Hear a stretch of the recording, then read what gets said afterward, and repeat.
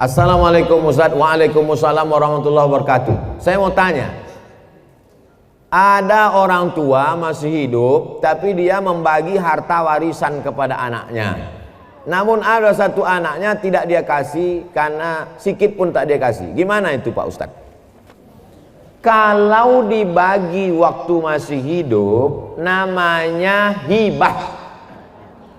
Kalau dibagi masih hidup tapi diserahkan sesudah mati namanya wasiat. Wasiat tak boleh lebih dari total sepertiga harta. Itu ruko yang ada di Batam, ku kasih untuk kau, tapi nanti sesudah aku mati. Apa namanya? Wasiat. Ternyata harga ruko itu 1 miliar. Harga ruko 1 miliar, warisan dia totalnya 2 miliar. Maka yang sah untuk si anak hanya 666 juta. Yang 1,3 mesti tetap dibagi kepada ahli dua.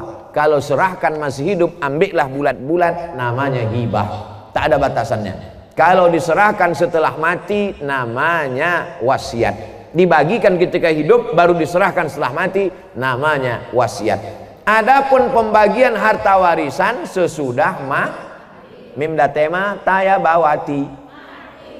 Jelas. Jadi ini kenapa pula masih hidup sudah bagi harta warisan? Inilah gara-gara tak mengaji. Makanya kalau ada acara pengajian, jangan lagi pengajian arisan, judulnya sabar, tawakal. Pengajian arisan kita pada bulan Januari 2021 ini adalah tentang warisan. Apa itu warisan? Bagaimana pembagian warisan? Bolehkah warisan dibagi ketika hidup? Apa nama hibah? Apa itu wasiat? Supaya jangan salah kaprah. Ini banyak orang tua kalau udah cerita warisan, Bu, gimana masalah warisan? Jangan tanya-tanya warisan, aku belum mati lagi.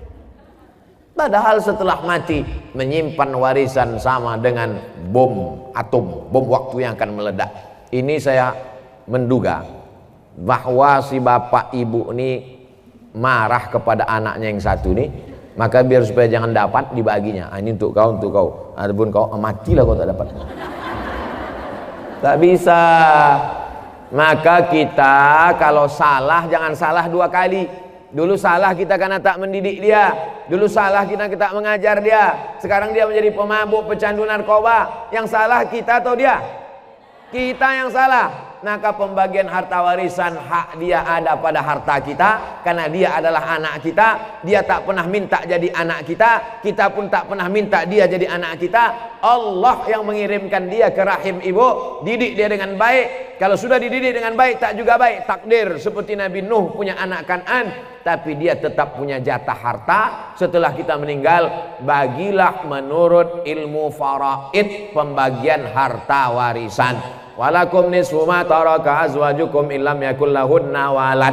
Kamu suami dapat setengah harta istrimu kalau tak ada anak. Fa in kana lakum waladun falahunnar rubu'u. Kalau kamu punya anak maka istri dapat 1/4, istri dapat 1/8. Fa in kana lahunna waladun falakumur rubu'u. Kalau ada anak suami dapat 1/4. Kalau tak ada anak suami dapat setengah. Istri dapat 1/4 kalau tak ada anak. Kalau ada anak, istri dapat 1/8. Anak laki-laki, lidzakari mislu hadzil unsayain. Anak laki-laki dapat 2 kali bagian anak perempuan. Jadi kalau anak perempuan 25 juta, anak laki-laki 50 juta. Karena laki-laki lebih besar tanggung jawabnya. Laki-laki membiayai nikah, laki-laki mengasih nafkah, laki-laki menjadi kepala rumah tangga, laki-laki mengasih mahar. Itulah maka laki-laki diberikan kelebihan, bukan karena Islam diskriminatif. Maka jelaskan nih kepada anak cucu kita, kalau tidak nanti kita akan salah, anak cucu kita akan salah, dan dia menjadi mengalir amal salah, bukan amal ya. Apakah kalau lagi haid boleh baca Quran melalui aplikasi di handphone? Orang yang sedang menstruasi, maaf, beribu maaf, tak boleh megang Quran, tak boleh bawa Quran, tak boleh baca Quran, tak boleh masuk masjid, tak boleh sholat, tak boleh tawaf, tak boleh puasa. 7 menurut fikih Islam wa adillatuh Syekh Wahbah Zuhaili. Tak boleh megang Quran, tak boleh bawa Quran, tak boleh baca Quran, tak boleh masuk masjid, tak boleh sholat, tak boleh tawaf, tak boleh puasa. Itu mazhab yang saya pakai. Lalu Pak Ustadz, kalau baca Quran melalui aplikasi, membaca Quran bagi perempuan yang haid boleh dengan dua catatan pengecualian. Pertama, dia hafal Quran. Orang hafal Quran paling tidak mengulangi hafalannya 1 hari 2 juz. Kalau tak diulangi 2 juz hilang. Maka ibu yang punya anak hafal Quran, berarti 1 hari 2 juz mengalir pahala untuk ibu, baik hidup maupun mati. Lalu kemudian 1 bulan 2 kali khatam, setahun 24 kali khatam. Beruntungnya punya anak hafal Quran. Mudah-mudahan anak kita hafal Quran. Hafal Quran anak gadis kita, dia mengulang 1 hari 2 juz, dia boleh mengulang an zahri qalbin, dalam hati. Maka nanti kalau ibu nampak ada anak ibu, diam aja. Itu dia sedang ngulang hafalan. Kalau dia hafal Quran. Kalau tak hafal, tak tahulah tak apa dia. Yang kedua, guru boleh membaca walaupun sedang haid, tapi ayatnya potong-potong. Guru tahfiz di pesantren. Anak-anak baca ya. Innallaha la yastahyi ayyat riba, potong-potong, dibacanya pangkal. Silakan baca. Innallaha la yastahyi ayyat masalam faham. Tak boleh dia baca normal macam orang yang sedang dalam keadaan suci, karena Quran itu suci, sedangkan dia dalam keadaan haid, dalam keadaan kotor secara spiritual, bukan secara zohir. Karena perempuan itu tetap bersih tapi tidak suci. Bersih tubuh, sama macam maaf orang junub, badannya bersih tapi tidak suci menurut pandangan hakikat. Ini yang paling penting dipahami. Samakah pahala baca Quran melalui smartphone? Baca Quran di dinding, ada tertulis di situ dinding, masuk masjid. Ya ayyuhalladzina amanu taqullaha wal tanzur nafsum ma qaddamat lighad. Baca Quran di dinding. Yang satu lagi baca Quran di handphone. Kutiba alaikumul qitalu fil qatla al-hurru bil hurri wal 'abdu bil 'abdi wal unsa bil unsa. Yang satu lagi melihat mushaf Al-Quran. Ya ayyuhalladzina amanu ista'inu bis sabri was salah. Melihat mushaf, melihat handphone, melihat dinding. Pahalanya bukan dilihat kau baca Quran dari mana, tapi yang dilihat adalah lafaz di mulut dan di hati. Mulut fasih, tahsin, tajwid, hati ikhlas. Walaupun kau baca di pelepah kurma. Ada Quran zaman sahabat Nabi, Quran macam kita dicetak sekarang? Mana ada? Pakai resleting pula lagi. Kenapa kau tak pernah baca Quran ini? Saya sebetulnya mau baca Pak Ustadz, terus resletingnya macet terus tiap hari. Oh, kasihlah minyak jelantah. Dulu Quran ditulis di pelepah korma, di tulang onta, di batu apa namanya itu? Batu lepes, batu ceper macam piring, ditulis. Jadi Quran tidak dilihat di mana, mau di kertas. Kertas adanya bambu yang ditumbuk, bambu, tahu bambu? Buluh, ditumbuk halus jadi bubur, dijemur. Itulah asal muasal kertas dari Cina. Lalu kemudian ada kertas satu lagi di Mesir, pohon bardi, tumbuhnya di tepi sungai Nil, disusun-susun melintang membujur, dipres pakai tanah liat, dijemur.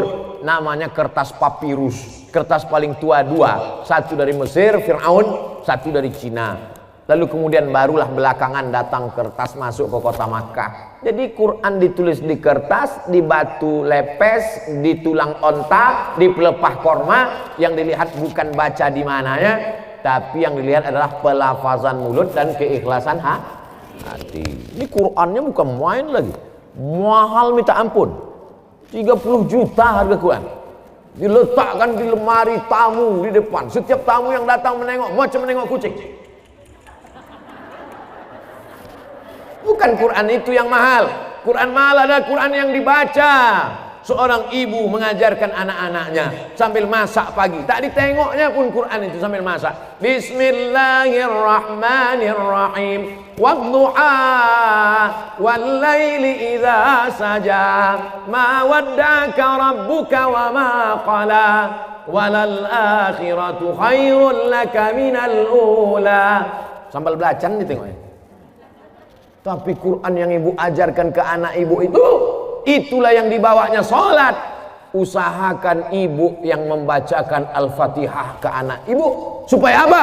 17 kali sehari pahalanya mengalir ke ibu. Ibu yang membacakan Fatihah ke dia. Yang belum membacakan, balik dari sini nanti, bacakan. Yang balik sekarang, nanti habis acaranya. Nak, baca Fatihah nak.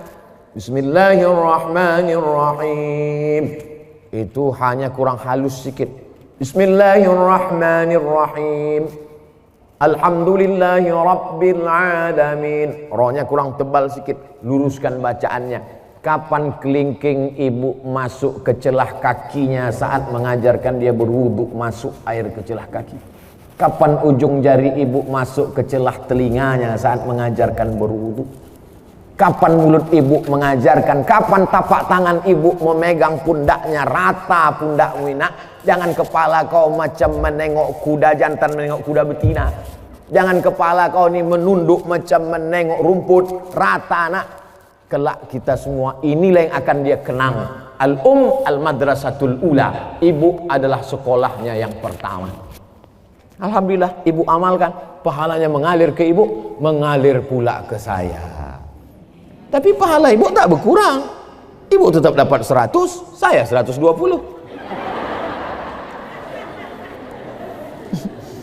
Karena saya tengok ibu macam-macam tak setuju. Assalamualaikum Pak Ustaz. Waalaikumsalam warahmatullahi wabarakatuh. Apakah seorang istri berdosa bila menolak diajak hubungan jarak jauh? Karena semenjak pandemi kita tak bisa berkumpul. Macam mana hubungan jarak jauh?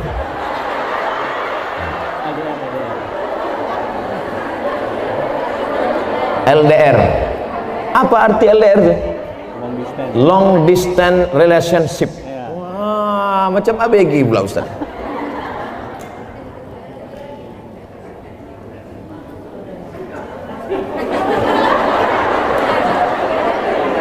Wa'ashiruhun nabil ma'ruf. Dulu waktu akad nikah, suami ibu disuruh Pak Kua membaca ayat. Baca ini, wa'ashiruhun nabil ma'ruf. Berhubungan baiklah kamu dengan dia dengan cara ma'ruf. Ma'ruf diambil dari kata urf. Urf artinya baik menurut syariat Islam, menurut Quran, menurut sunnah, menurut kebiasaan. Maka selama tidak bertentangan dengan Quran, dengan sunnah, menurut kebiasaan, maka hubungan itu ma'ruf. Hubungan itu baik. Tapi kalau bertentangan maka tidak baik. Baik dan tak baik standarnya bukan akal. Baik dan tak baik itu dalam Islam standarnya adalah Quran dan sunnah Rasulullah Sallallahu Alaihi Wasallam.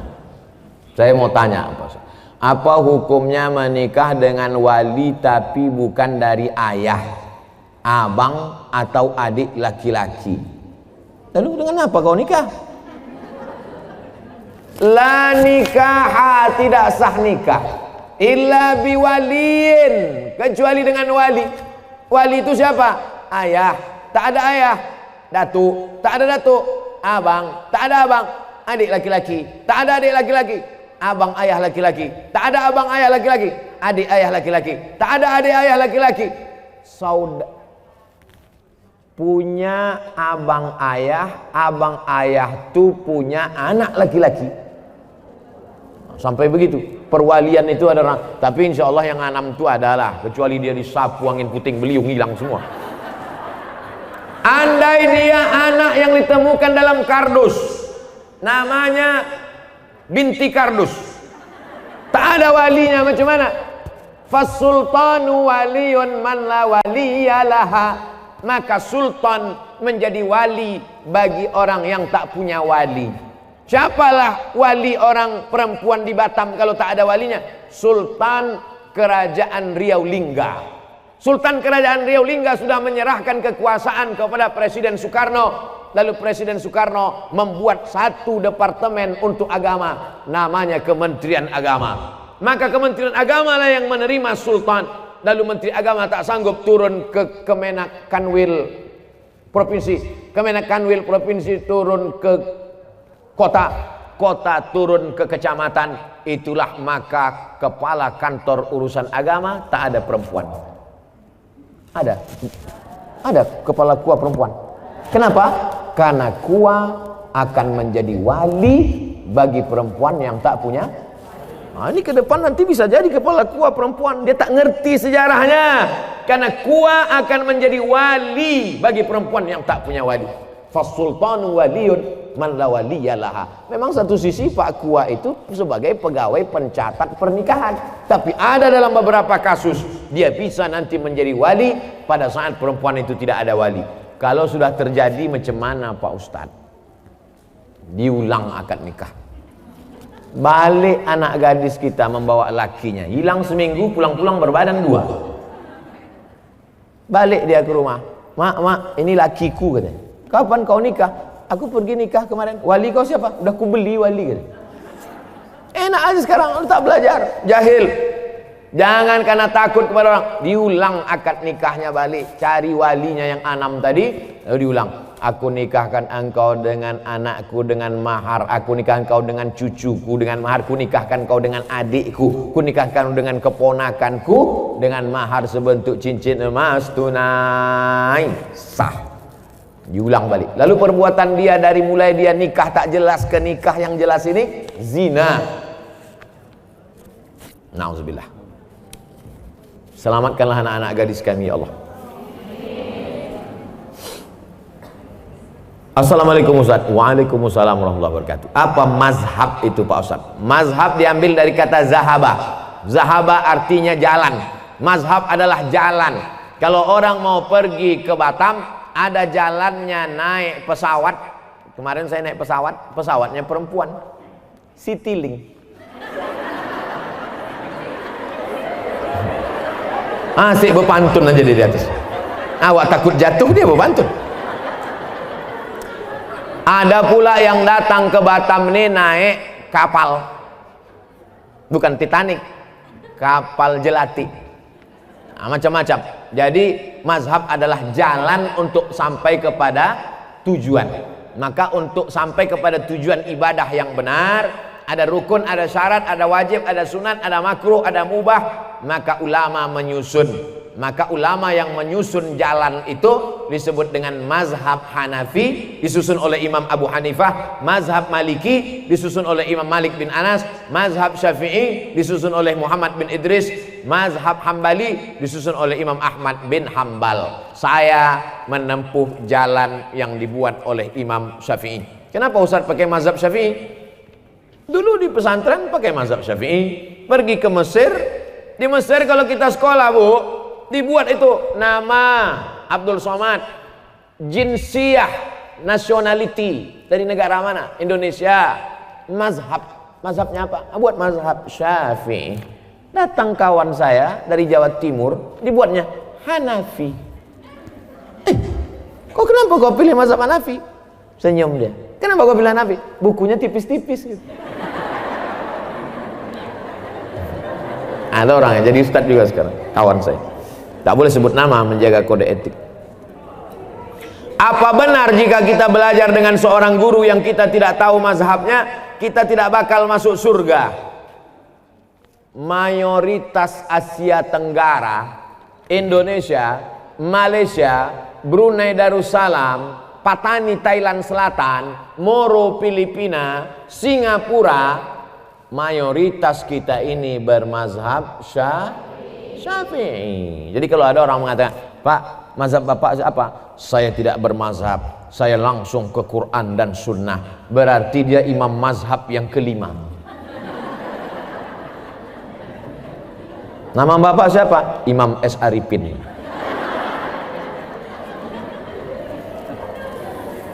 Bermazhab sebetulnya dia. Mana ada orang tak bermazhab di dunia ini? Imam As-Suyuti, hafalan hadisnya, hafiztu mi'atai alfa hadis, aku hafal 200.000 hadis. 200.000 hadis dia hafal. Hafalan Qur'annya, tafsirnya aja 2 biji. Satu tafsir Jalalain, satu tafsir Ad-Durrul Mansur fit tafsir bil Ma'sur. Kitabnya berapa? Ada murid dia, namanya Imam Ad-Daudi. Kata Imam Ad-Daudi, guruku Imam Suyuti itu kitabnya 500 kitab. Abdul Somad di Batamnya aja 500. Tapi satu judul. Dia 500 judul kitabnya. Tapi di ujung namanya Jalaluddin Abdurrahman As-Suyuti Asy-Syafi'i. Ulama selevel itu tetap pakai mazhab. Lalu ente siapa? Tak bermazhab. Sementara beliau mengajarkan akhlak mulia berpedoman dengan Al-Quran dan hadis. Bermazhab dia. Kalau tak bermazhab dia, nanti kita datang diam-diam tanya, kau diam-diam apa mazhab? Aku sebetulnya mazhab, cuman aku segan. Bermazhab, apa tak bermazhab? Assalamualaikum Pak Ustaz. Waalaikumsalam. Apakah koperasi itu riba? Kumpullah duit ibu, sejuta, 100 orang berarti 100 juta. Terkumpullah duit 100 juta. Lalu kemudian ditanya kepada masyarakat, siapa yang mau bisnis silakan minjam uang kemari. Akhirnya minjam uang lah orang ramai-ramai. Minjam 10 juta bayar 12, minjam 100 bayar 120, minjam 20 bayar 24. Bunganya selama setahun dikumpul dibagi kepada seluruh bunga dari simpanan wajib, maka transaksinya semuanya adalah uang dengan uang riba. Pinjam uang bayar uang, kembali uang riba. La ta'kulur riba ad'afan mudha'afah. Lalu bagaimana dengan BMT Pak Ustadz? Baitul Mal wat Tamwil. Ibu masih konsen? Yang tak konsen gerakkan kepala ke kanan, ke kiri, ke atas, ke bawah, bukakan mulut.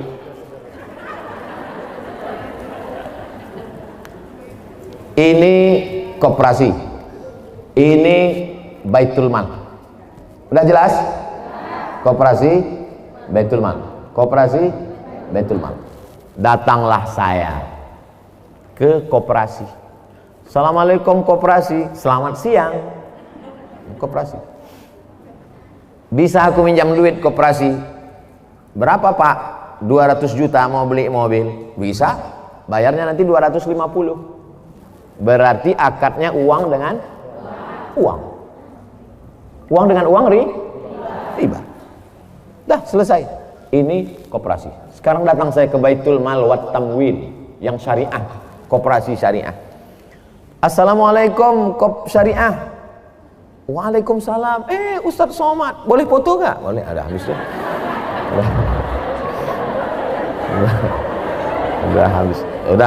Udah habis basa-basi cerita. Apa tujuan nih Pak Ustadz? Apa tujuan Pak Ustadz? Saya mau beli mobil. Berapa harganya Pak Ustadz? 200 juta. Bisa tak minjam duit? Mohon maaf Pak Ustadz, minjam duit tak bisa. Walaupun kita udah foto, tak bisa. Jadi macam mana? Datanglah Baitul Mal wal Tamwil. Di mana mobilnya Pak Ustadz? Mobilnya ada di dekat Masjid Agung. Pergilah orang BMT ini membeli mobil itu. Dibelinya lah mobil itu secara cash. Setelah dibelinya mobil itu secara cash, dijualnya kepada saya secara cicil. Maka akad saya dengan BMT uang dengan mobil, uang dengan uang riba, uang dengan barang. Bisa buka handphonenya semua? Silakan buka. Setelah buka handphone, buka Google. Sudah? Setelah buka Google, tulis di situ SOMADMOROCCO. Sudah? Saya ulang sekali lagi. Sudah buka Google? S O M A D M O R O C C O. Sudah? Spasi. Sudah spasi? Kredit. K R E D I T. Kredit. Enter. Sudah? Langsung posting yang paling atas, Somad Maroko Blogspot Kredit, langsung postingkan ke Facebook. Share ke kawan-kawan. Sudah? Tak tahu cara men-share? Nah, sekarang ku ajari.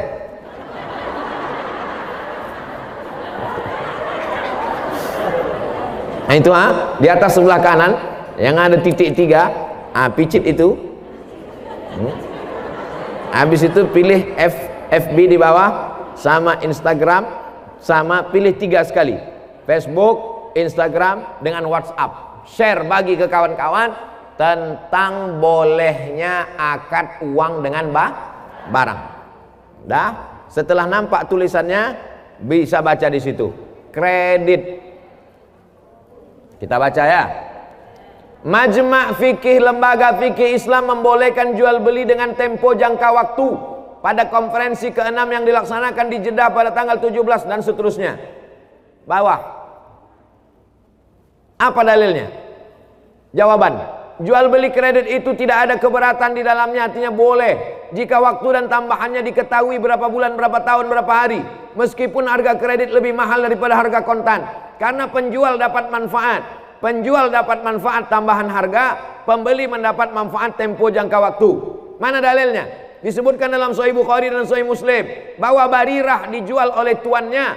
Barirah itu orang, waktu itu boleh menjual orang, budak hamba sahaya.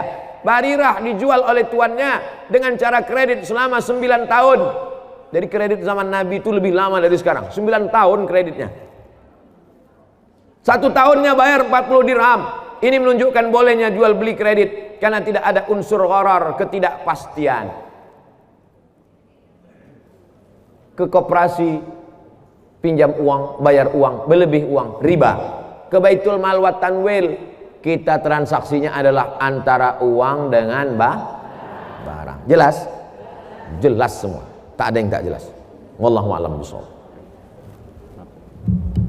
Baik, terima kasih Ustaz. Alhamdulillah pertanyaan sudah diakhiri semua. Dan sebelum diakhiri ada satu pertanyaan Ustaz. Ini satu pertanyaan spesial dari Radio Ustaz. Dari pendengar yang hari ini belum mendengarkan acara kita kesempatan kali ini. Pertanyaannya singkat padat jelas. Ini yang baik kita selesai. Yang pertama itu atas. Yang atas saja satu. Assalamualaikum. Waalaikumsalam warahmatullahi wabarakatuh. Allahumma salli ala Muhammad. Allahumma salli ala Sayyidina Muhammad wa ala ali Sayyidina Muhammad. Ustaz, saya ingin bertanya di luar tema. Dari tadi luar tema semua. Bagaimana cara menghadapi istri yang suka cerewet?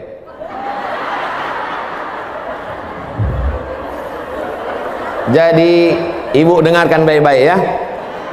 Saya jumpa dengan Habib Ali Ba'agil. Kata Habib nih cerita, ada di Yaman itu sumur tua. Jadi di sumur ini ada jin. Di dalam sumur ini ada jin. Suatu hari menimba airlah ibu-ibu. Menimba air, rupanya timba ini terlalu berat. Ibu ini pula orangnya slim. Akhirnya tertarik timba itu, jatuh dia ke dalam. Masuk dia ke dalam sumur itu. Lalu kemudian datanglah suaminya mencari. Dicari-carinya, ditengoknya, ada tanda-tanda kalau bininya masuk ke dalam sumur. Akhirnya diulurkannya tali. Diulurkannya tali timba, ditariknya. Maksudnya mau menyelamatkan istrinya tadi. Naik jin. Naik jin itu kan. Akulah penghuni sumur ini. Ditanya sama suami tadi, kenapa kau naik? Aku tak tahan direpeti bini kau di dalamnya. Kau kok tahan kali? Aku baru 2 menit udah pokak telingaku dalamnya. Jadi rupanya jin-jin itu pun tak tahan juga. Itu sanadnya dari Habib Ali Ba'agil. Dia cerita ke saya tak tahu udah cerita itu dari mana. Kalau mau tahu tanyalah ke dia. Jadi kalau ada perempuan-perempuan ini merepet, repetnya itu ada dua, repet positif dan repet negatif. Jadi kalau ibu-ibu masih merepet, kenapa abang pulang terlambat, abang pulang pergi sama siapa, jalan sama siapa, itu positif apa negatif? Dia mau menyelamatkan bapak supaya jangan habis waktu nongkrong di kedai kopi. Dia mau menyelamatkan supaya duit tak habis sama kawan-kawan sehingga tak bisa membayar anak sekolah. Dia ingin supaya bapak mendirepetnya, abang kenapa tak sembahyang, nanti abang kalau tak sembahyang ku campakkan ke sungai. Takkan sampai hatinya. Dia baik. Kedua, dia merepet itu ada sebabnya. Betul? Betul. Tapi kalau sudah lengkap 5, sudah dikasih makan, sudah dikasih pakaian, sudah dikasih tempat tinggal, sudah dikasih pendidikan, sudah dikasih perhatian, merepet juga dia. Tanya dia baik-baik, kau ini sebetulnya dulu nikah sama aku ini dipaksa sama ayahmu atau gimana? Jadi repetnya itu ada positif, ada negatif. Selama ibu masih merepet dengan anak ibu, kau pergi kemana sama siapa, jalan pulang jam berapa, kenapa jilbabmu tak panjang, kenapa rokmu pendek, kenapa ini koyak, kenapa pinggangmu kau ikat pakai tali jemuran, kenapa? Selama ibu masih merepet, insya Allah selamatlah anak-anak kita, insya Allah. Selagi ibu masih bisa merepet, merepetlah bu. Siap merepet, takbir. Repet teruskan. Baik, terima kasih.